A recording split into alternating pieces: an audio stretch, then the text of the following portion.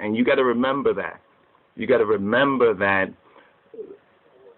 the fact that they are commodities, let's get this picture right here, that they are commodities for the system and under contract and are money makers. Right here, here's a picture with Ariel Sharon.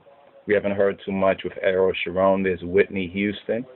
They were like ambassadors for black people, and they're now, this is 2003. Very significant, but of course, most lost sheep, most lost Negroes really could not really understand and still don't understand the significance of this. But there's a lot of hate against Bobby Brown. There's a whole lot of hate because he's a black man. Why they hate Bobby Brown? Because he's a black man. You know what I mean? And a black man that, even with his faults, still keeps it real. And she loves this man. And this man was perhaps the best thing for her. Yes, they had problems, so forth and so on. They had ups and downs, as any relationship does. Let's be mature. Let's be real. But they would not respect the fact that she loved this black man who was certain shades darker than her. If you understand Slick Willie Lynchism, how to make a slave, this is one of the main reasons why most black folks, and in particular some of the black women, even have this black woman good, man bad sort of attitude. And even now, with this tragedy, they're still trying to demonize Bobby Brown and say, well, the reason why she's dead is because of this black man.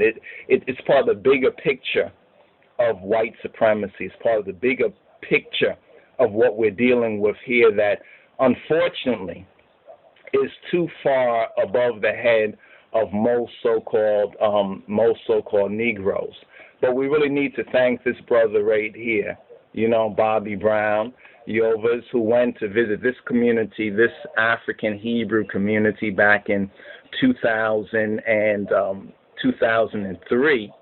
And immediately they became headlines once again, but mainly about every little thing, and even made up a lot of stories. They made up a lot of stories in order to divide and conquer, because when they saw this, it sent shockwaves. This right here sent shockwaves. First of all, you had African American Jews or Hebrew Israelites who returned, just like many so-called converted Jews, European Jews, to what they regard and what truly is their roots. And now you have some of the biggest stars, some of the biggest celebrities actually verifying this, going forward, visiting the community, visiting the state of Israel, visiting a prosperous and a holistic community of black folks. And here you see Whitney putting up that so-called black power fist, or that fist like, yeah. And look at all the pictures during this time. If you watch the pictures during this particular time, you can see how happy, how genuinely happy she was, and how happy they were for that visit, because they had found Zion due to this brother right here, the efforts of this brother and a lot of other good brothers and sisters as well. A lot of other good brothers and sisters. So we thought we'd just bring this to you once again and maybe put this under a title, Stop Blaming Bobby. You understand? And start to blame Babylon. You understand? Blame Babylon. Blame Babylon. Even Shaka Khan had to come out there and ask and question what sort of